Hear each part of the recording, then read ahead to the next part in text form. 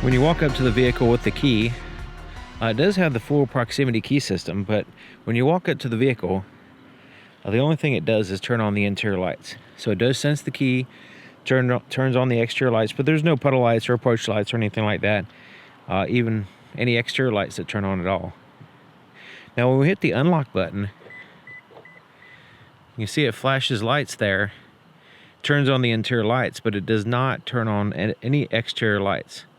On the headlight switch, there is the DRL off position, and right now the vehicle's running and all the exterior lights are off because you can use that position. Some vehicles, when you turn the headlights off, it's just still some exterior lights still on, but this one you can go completely dark.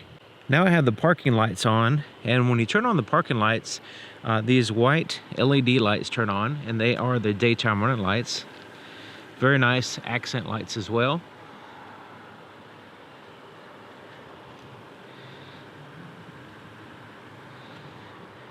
They're not too bright. You're not going to mistake these for headlights or anything. There's also an amber side marker that turns on with the parking lights here in the front. There's a red side marker here on the back. These are all LED lights, by the way. Tail lights are nice and red and sharp and bright. Tag lights are on, and they appear to be just halogen bulbs. They do shine on the ground a little bit. That kind of helps out sometimes. But yeah, these tail lights are nice and sharp and bright, much brighter than those lights there in the front. Turn signal in the front here is an amber in color, and it basically displaces that white light we just saw. But it's much, much brighter here in the front. Very bright amber color. Now there is a turn signal indicator on the side mirror. It's barely visible from the front. During the day I couldn't even see it, but you can see it from the side a little bit, but mostly there in the back. And the turn signal in the rear is amber in color, and it's an LED, and it's kind of enclosed within this red portion here. Now let's turn on the headlights, and the fog lights are there at the bottom. You can see the difference between the low beams by themselves, which is right there, and then the fog lights on. So it kind of shines here closer to the vehicle. So the low beams are in a projector tube. Pretty basic, just one light coming out of a projector. And then the fog lights are in a reflector, LED reflector here at the bottom.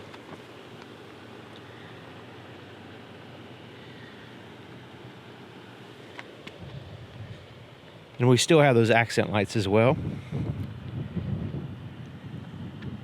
So the cutoff for the low beams is actually quite low. Right there is where it starts getting bright. So it's about 2.5 feet off the ground is where the cutoff is. Let's turn on the high beams. And when we turn on the high beams, the fog lights turn off. And it basically just repositions that projector. So that projector is still the only light. There's not an additional light that turns on.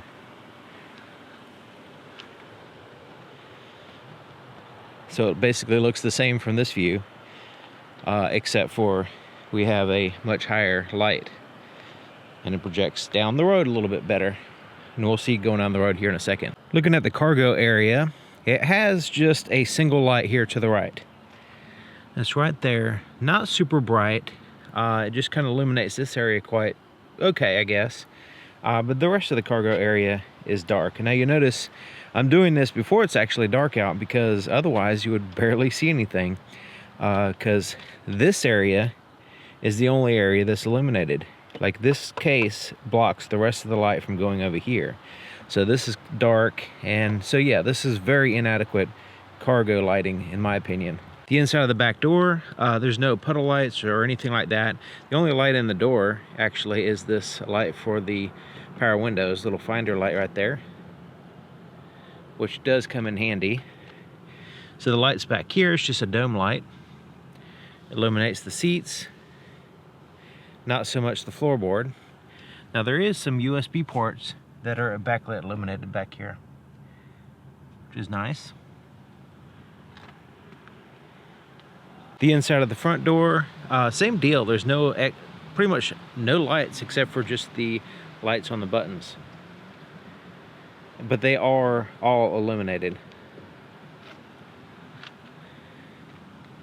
So there's no floorboard illumination, and we do have black interior. The lights are provided by basically a dome light similar to the back, and illuminates the seats here. So yeah, I had to do this before it got too dark because the interior lights with the black interior won't be able to see much. Sitting in the driver's seat, and I have the interior lights on with the door open. Let's go ahead and shut the door. All right, so now we're left with the backlit buttons. So there's some there on the door. To the left of the steering column, on the steering wheel itself, all backlit illuminated buttons.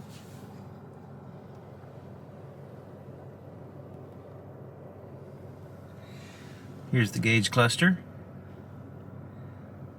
digital gauge cluster, and we can adjust the brightness, and it adjusts the brightness, not only this but all the backlit buttons here, even here on the steering wheel. They're in the center, like everything's adjusted, except for that screen. That screen has a separate adjustment in the settings. That's the night view for the navigation map. Climate control. Down here is heated seats. There's also a wireless charge pad in here, which you can't see because it's completely dark. So let me turn on the interior lights, because we're going to get into some areas. Even with the interior lights on, you can't see that charge pad in there. So you have backlit buttons here. You can see a lot of this is just completely dark without the interior lights on, including this compartment. There's no light in there except for a USB port. This backlit illuminated, but luckily the interior lights do shine in that compartment, so that's good. Now the glove compartment does have a light in it, which is nice. There's no floorboard illumination, no ambient lighting or anything like that. So up here, there is the buttons to turn on the reading lights, the interior lights, and all that stuff, and it's all backlit. Some vehicles don't even do that, so I'm glad to see. I was kind of surprised. It should be a must. I mean, it is a must, but for some reason, I'm just like happy if they do basic stuff now. So there's the map light for the driver, for the passenger, turning on all the interior lights, and then having the lights turn on with the door. You press this button in. If you don't want to have it turn on with the door, you press it and it'll pop out. So you press it in to have it on, pop it out to have it off. So that's the only way you can tell whether it's on or not.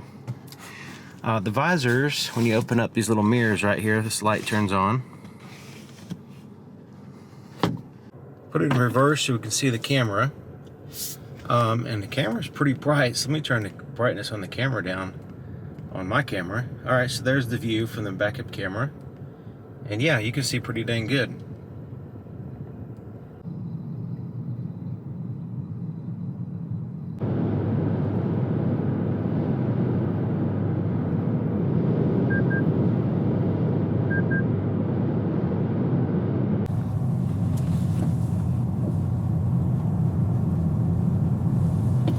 Here's what the pattern looks like against the wall, or a wall. It's basically a straight line with a little bit of jaggedness to it. There's like a little notch on that line that's supposed to line up with oncoming traffic, so that way it doesn't blind other people as much, on the low beams anyway. Now the low beams seem to be a little bit high. But we'll take a look at it. Also, I have the automatic high beams on as well, so we'll see how they work. Okay, so now we're at high beams. Switch to low beams. Automatic high beams are hit or miss. Most of them don't work all that great, but we'll see how this one goes.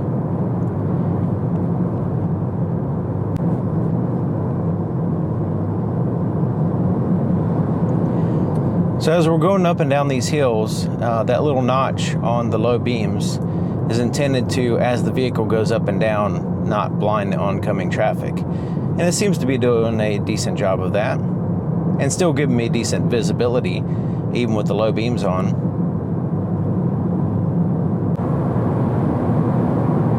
So this is a little bit darker down in here. All right, so yeah, there's the high beams on a dark road, and we got some pretty good distance, really good distance there down the road.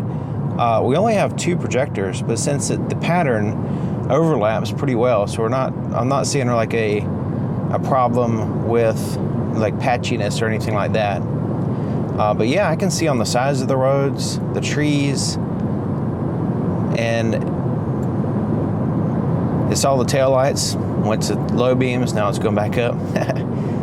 So that's the automatic high beams. But yeah, look at that. I think you can see that pretty good.